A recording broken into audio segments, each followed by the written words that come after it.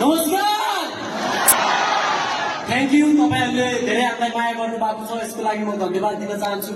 So आफ्नो केही दुई शब्द राख्नुभन्दा अगाडि फर्स्टमा I like to thank our management Vestige, हाम्रो हेल्दी लिभिङ र हाम्रो मेन्टर, हाम्रो अपलाइन मिस्टर टेम्पा सर हुनुहुन्छ, उहाँको लागि ताली बजाइदिनु होला।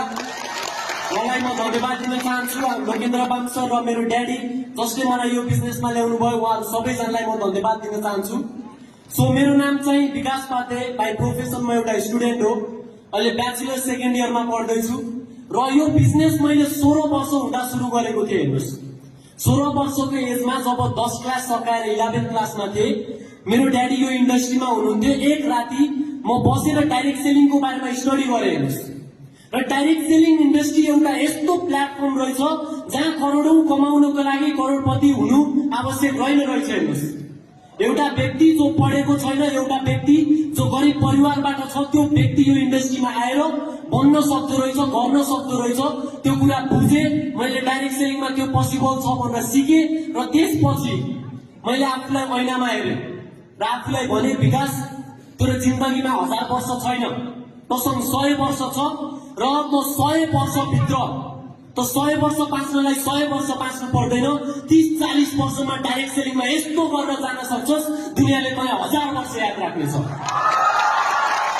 र मैले डाइरेक्ट सेलिङ स्टार्ट गरेँ।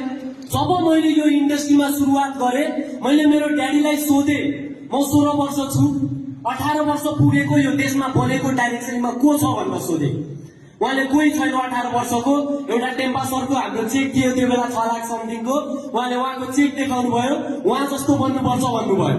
र त्यो दिन मैले रुममा गएर के सोचेँ भन्दा, आज डाइरेक्ट सेलिङ इन्डस्ट्रीमा 18 वर्ष पुग्दा कोही इक्जाम्पल, तपाईले कसैलाई इक्जाम्पल को छ त 18 वर्षमा सोध्नुहुन्छ भने कोही पनि थिएन। हेर्नुहोस्, र मैले डिसिजन लिएँ, आजभन्दा 2 वर्ष पछाडि यदि कसै युथले डाइरेक्ट सेलिङ किन गर्ने भन्दा त्यो औला मेरो माथि आउने छ भनेर मैले डिसिजन लिएँ।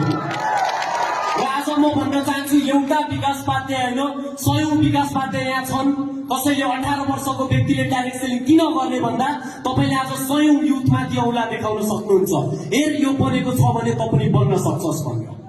र म तपाईलाई भन्न चाहन्छु, हरेक व्यक्ति यो दुनियाँमा जो जन्मेर मरेर गयो, हरेक व्यक्तिसँग जिन्दगीमा सपना थियो। हेर्नुहोस्, तर सबैजनाले त्यो गर्न सकेनन्। Why? Because they never had a good platform. उनीहरूसँग राम्रो सिस्टम थिएन, राम्रो कम्पनी थिएन, एउटा इन्डस्ट्री थिएन जहाँ अरूले सपोर्ट गरेर तपाईलाई बनाउन सक्छन्। तर आज हामीसँग त्यो कम्पनी छ।